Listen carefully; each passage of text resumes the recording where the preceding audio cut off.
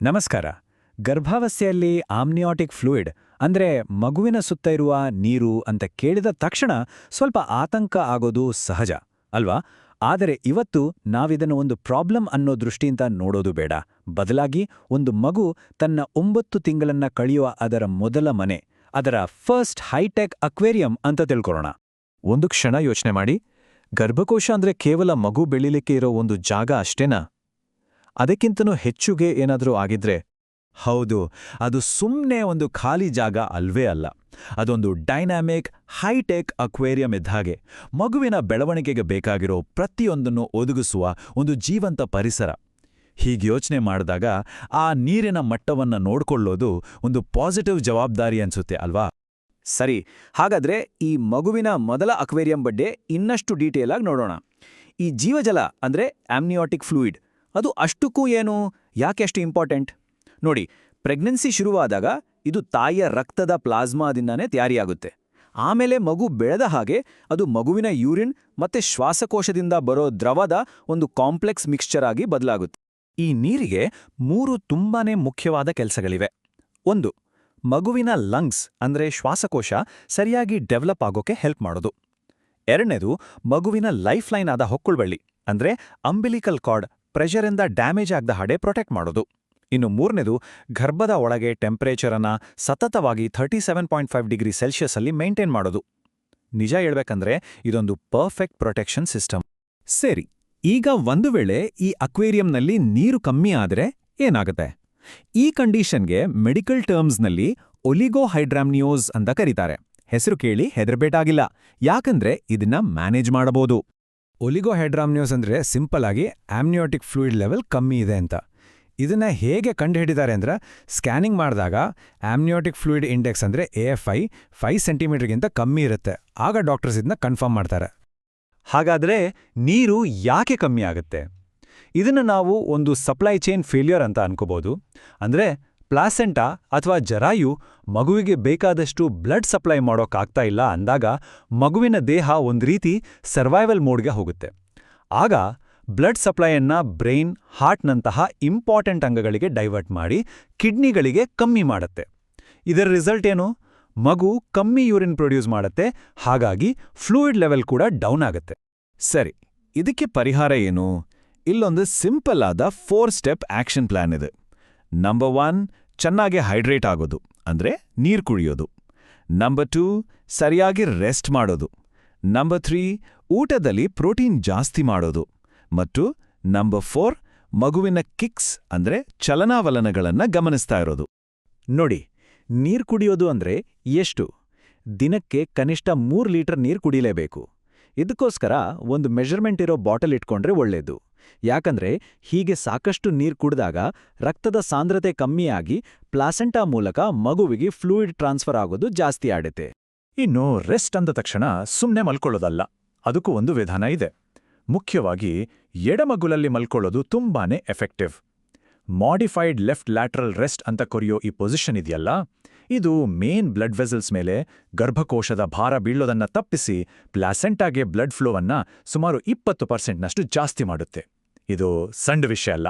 ಸರಿ, ನೀರು ಕಮ್ಮಿ ಆದ್ರೆ ಏನ್ ಮಾಡೋದು ಅಂತ ನೋಡಿದ್ವಿ. ಈಗ ಅದರ ಉಲ್ಟಾ, ಅಕ್ವೇರಿಯಂನಲ್ಲಿ ನೀರು ಜಾಸ್ತಿಯಾಗಿ ಓವರ್ಫ್ಲೋ ಆದ್ರೆ, ಅಂದ್ರೆ ಫ್ಲೂಯಿಡ್ ಲೆವೆಲ್ ಹೆಚ್ಚಾದ್ರೆ, ಈ ಸ್ಥಿತಿಯನ್ನ ಪಾಲಿಹೈಡ್ರಾಮ್ನಿಯೋಸ್ ಅಂತ ಕರೀತಾರೆ. ಇದನ್ನೂ ಕೂಡ ಶಾಂತವಾಗಿ ಹ್ಯಾಂಡಲ್ ಮಾಡ್ಬೋದು. ಪಾಲಿಹೈಡ್ರಾಮ್ನಿಯೋಸ್ ಅಂದ್ರೆ ಆಮ್ನಿಯೋಟಿಕ್ ಫ್ಲೂಯಿಡ್ ಜಾಸ್ತಿ ಇರೋದು. ಸ್ಕ್ಯಾನಿಂಗ್ನಲ್ಲಿ AFI 24 ಸೆಂಟಿಮೀಟರ್ಗಿಂತ ಜಾಸ್ತಿ ಬಂದಾಗ ಇದನ್ನ ಡಯಾಗ್ನೋಸ್ ಮಾಡ್ತಾರೆ. ಇದು ಕೂಡ ಒಂದು ಕ್ಲಿಯರ್ ಮೆಡಿಕಲ್ ಮೆಜರ್ಮೆಂಟ್. ಇದಕ್ಕೆ ಕಾರಣ ಏನ್ ಗೊತ್ತಾ? ಇದನ್ನೊಂದು ರೀತಿ ಪ್ರಾಸೆಸಿಂಗ್ ಓವರ್ಫ್ಲೋ ಅಂತ ಹೇಳ್ಬೋದು. ಅಂದ್ರೆ ತಾಯಿಯ ಬ್ಲಡ್ಡಲ್ಲಿ ಶುಗರ್ ಲೆವೆಲ್ ಜಾಸ್ತಿ ಆದಾಗ ಅದು ಮಗುವಿನ ಬ್ಲಡ್ಗೂ ಹೋಗುತ್ತೆ.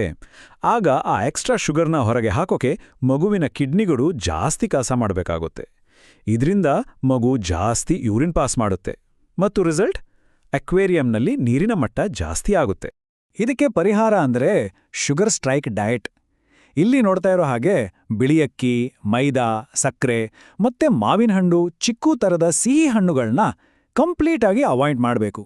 ಅದ್ರ ಬದಲು ಜೋಳ, ಸಜ್ಜೆ, ನವಣೆ ತರದ ಸಿರಿಧಾನ್ಯಗಳು, brown rice, steel cut oats ಇವನ್ನೆಲ್ಲ ಡಯಟ್ನಲ್ಲಿ ಸೇರಿಸ್ಕೋಬೇಕು.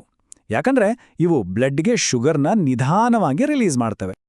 ಡಯಟ್ ಅಷ್ಟೇ ಅಲ್ಲ, ಲೈಫ್ ಸ್ಟೈಲ್ನಲ್ಲೂ ಕೆಲವು ಬದಲಾವಣೆಗಳು ಬೇಕು. ಪ್ರತಿ 3 ಗಂಟೆಗೆ ಒಂದ್ಸಲ ಸ್ವಲ್ಪ ಊಟ ಮಾಡೋದು, ವಾರಕ್ಕೆ ಕನಿಷ್ಠ 150 ನಿಮಿಷ ಅಂದ್ರೆ ದಿನಕ್ಕೆ ಸುಮಾರು 20-25 ನಿಮಿಷ ವಾಕ್ ಮಾಡೋದು, ಮತ್ತೆ ರೆಗ್ಯುಲರ್ ಆಗಿ ಡಾಕ್ಟರ್ ಹತ್ರ ಹೋಗಿ ಮಗುವಿನ ಬೆಳವಣಿಗೆಯನ್ನ ಮಾನಿಟರ್ ಮಾಡಿಸೋದು ತುಂಬಾನೇ ಮುಖ್ಯ. ಸರಿ, ಈಗ ನಾವು ಒಂದು ಬಹಳ ಇಂಪಾರ್ಟೆಂಟ್ ಸೆಕ್ಷನ್ಗೆ ಬಂದಿದ್ದೀವಿ. ಅದೇನಂದ್ರೆ ಈ ಅಕ್ವೇರಿಯಂ ಮೇಂಟೆನೆನ್ಸ್ ಬಗ್ಗೆ ಇರೋ ಕೆಲವು ತಪ್ಪು ಕಲ್ಪನೆಗಳು, ಅಂದ್ರೆ ಮಿತ್ಸ್. ಯಾವುದು ಸತ್ಯ, ಯಾವುದು ಸುಳ್ಳು ಅಂತ ಈಗ ನೋಡೋಣ. ಮೊದಲನೇ ಮಿತ್, ದಿನಕ್ಕೆ ಒಂದು 10 ಎಳ್ನೀರು ಕುಡಿದು ಬಿಟ್ರೆ ನೀರಿನ ಲೆವೆಲ್ ಸರಿ ಹೋಗುತ್ತೆ. ಇದು ಕೇಳಕ್ ಚೆನ್ನಾಗಿದೆ, ಆದರೆ ರಿಯಾಲಿಟಿ ಏನು ಅಂದ್ರೆ ಎಳ್ನೀರಲ್ಲಿ ನ್ಯಾಚುರಲ್ ಶುಗರ್ ಇರುತ್ತೆ. ಜಾಸ್ತಿ ಸಕ್ಕರೆ, ಅದರಲ್ಲೂ ಫ್ಲೂಯಿಡ್ ಕಮ್ಮಿ ಇರುವಾಗ ಕೆಲವೊಮ್ಮೆ ಸಮಸ್ಯೆಯನ್ನ ಇನ್ನೂ ಜಾಸ್ತಿ ಮಾಡ್ಬೋದು. ಸೊ ದಿನಕ್ಕೆ ಒಂದೇ ಒಂದು ಸಾಕು. ಅದ್ರ ಬದಲು ಪ್ಲೇನ್ ನೀರು ಕುಡಿಯೋದ್ರ ಮೇಲೆ ಫೋಕಸ್ ಮಾಡೋದು ಬೆಸ್ಟ್. ಇನ್ನು ಎರಡನೇ ಮಿತ್, ಕೆಲವು ಊಟಗಳು ಹೀಟಾಗಿ ದೇಹದಲ್ಲಿರೋ ನೀರನ್ನೇ ಒಣಗಿಸ್ಬಿಡುತ್ತೆ. ಕೇಳಿರ್ತೀರ ಅಲ್ವಾ? ಆದರೆ ಇದಕ್ಕೆ ಝೀರೋ ಸೈಂಟಿಫಿಕ್ ಎವಿಡೆನ್ಸ್, ಒಂದೇ ಒಂದು ವೈಜ್ಞಾನಿಕ ಆಧಾರ ಇಲ್ಲ. ಈ ತರಹದ ನಂಬಿಕೆಗಳಿಂದ ಪೌಷ್ಟಿಕಾಂಶ ಇರೋ ಆಹಾರವನ್ನ ಬಿಡೋದು ಸರಿಯಲ್ಲ. ಅದರ ಬದಲು ಆಗಲೇ ಹೇಳಿದ 3 ಲೀಟರ್ ನೀರು ಕುಡಿಯೋ ರೂಲ್ ಮೇಲೆ ಗಮನ ಇರಲಿ. ಮೂರನೇ ಮಿತ್, ಇದು ತುಂಬಾನೇ ಡೇಂಜರಸ್. ನೀರು ಜಾಸ್ತಿ ಇದ್ರೆ ಮಗುನು ದೊಡ್ಡದಾಗಿ ಹೆಲ್ದಿಯಾಗಿ ಇರುತ್ತೆ ಅಂತ ಅಂದ್ಕೊಳ್ಳೋದು. ಇದು ಖಂಡಿತ ನಿಜ ಅಲ್ಲ. ನಿಜ ಹೇಳಬೇಕು ಅಂದ್ರೆ ಇದೊಂದು ವಾರ್ನಿಂಗ್ ಸೈನ್. ಪ್ರೀಟರ್ಮ್ ಲೇಬರ್ ಅಂದ್ರೆ ಅವಧಿಗೂ ಮುನ್ನ ಹೆರಿಗೆ ಆಗೋ ರಿಸ್ಕ್ನ ಇದು ಜಾಸ್ತಿ ಮಾಡುತ್ತೆ. ಹಾಗಾಗಿ ಇದಕ್ಕೆ ಹೆಚ್ಚಿನ ಜಾಗರೂಕತೆ ಮತ್ತೆ ಮೆಡಿಕಲ್ ಮಾನಿಟರಿಂಗ್ ಬೇಕೇ ಬೇಕು. ಸರಿ, ನಾವೀಗ ನಮ್ಮ ಚರ್ಚೆಯ ಕೊನೆಯ ಭಾಗಕ್ಕೆ ಬಂದಿದ್ದೇವೆ. ಇಲ್ಲಿ ಸೆಲ್ಫ್ ಮಾನಿಟರಿಂಗ್ ಎಷ್ಟು ಮುಖ್ಯ ಮತ್ತು ಯಾವ ಲಕ್ಷಣಗಳು ಕಂಡಾಗ ತಕ್ಷಣ ಡಾಕ್ಟರ್ ಹತ್ರ ಹೋಗಬೇಕು ಅನ್ನೋದ್ರ ಬಗ್ಗೆ ಮಾತಾಡೋಣ. ಒಂದು ವಿಷಯವನ್ನ ನೆನಪಲ್ಲಿಟ್ಕೊಳ್ಳಿ. ಆಮ್ನಿಯೋಟಿಕ್ ಫ್ಲೂಯಿಡ್ ಅನ್ನೋದು ಗರ್ಭಕೋಶದ ಒಂದು ವೆದರ್ ಫೋರ್ಕ್ಯಾಸ್ಟ್ ಇದ್ದ ಹಾಗೆ. ಇದು ಮಗುವಿನ ಆರೋಗ್ಯ ಹೇಗಿದೆ, ಪ್ಲಾಸೆಂಟಾ ಹೇಗೆ ಕೆಲಸ ಮಾಡ್ತಿದೆ ಅನ್ನೋದ್ರ ಬಗ್ಗೆ ನಮಗೆ ನಿಖರವಾದ ಸೂಚನೆಗಳನ್ನು ಕೊಡುತ್ತೆ. ಈಗ ಹೇಳುವ ವಾರ್ನಿಂಗ್ ಸೈನ್ಸ್ ಕಾಣಿಸ್ಕೊಂಡ್ರೆ ಒಂದು ಕ್ಷಣನೂ ತಡ ಮಾಡದೆ ಡಾಕ್ಟರನ್ನ ಸಂಪರ್ಕಿಸಬೇಕು. 1. ದಿಢೀರಂತ ನೀರು ಸೋರಿಕೆ ಆದ್ರೆ.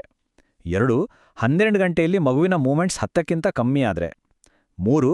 ಇದ್ದಕ್ಕಿದ್ದ ಹಾಗೆ ಉಸಿರಾಟಕ್ಕೆ ಕಷ್ಟ ಆದ್ರೆ. ಅಥವಾ 4ನೇದು ರೆಗ್ಯುಲರ್ ಆಗಿ ನೋವಿನಿಂದ ಕೂಡಿದ ಕಾಂಟ್ರಾಕ್ಷನ್ಸ್ ಶುರುವಾದ್ರೆ. ಇವನ್ನ ಯಾವತ್ತೂ ಇಗ್ನೋರ್ ಮಾಡಬಾರ್ದು. ಕೊನೆಯದಾಗಿ ಒಂದು ಮುಖ್ಯವಾದ ಮಾತು. ಗರ್ಭಿಣಿಯೊಬ್ರು ಆ ಅಕ್ವೇರಿಯಂನ ಸಿಇಒ ಇದ್ದ ಹಾಗೆ. ನೀರನ್ನ ಸ್ವಚ್ಛವಾಗಿಡೋದು, ಸಪ್ಲೈ ಚೈನ್ ಸರಿಯಾಗಿ ನಡೆಯೋ ಹಾಗೆ ನೋಡ್ಕೊಳ್ಳೋದು, ಮಗುವಿನ ಆರೋಗ್ಯದಲ್ಲಿ ತಾಯಿಯ ಪಾತ್ರ ತುಂಬಾನೇ ಆಕ್ಟಿವ್ ಮತ್ತು ಇಂಪಾರ್ಟೆಂಟ್. ಸರಿಯಾದ ಜ್ಞಾನ ಮತ್ತು ಜಾಗರೂಕತೆನೇ ಅತಿದೊಡ್ಡ ಶಕ್ತಿ.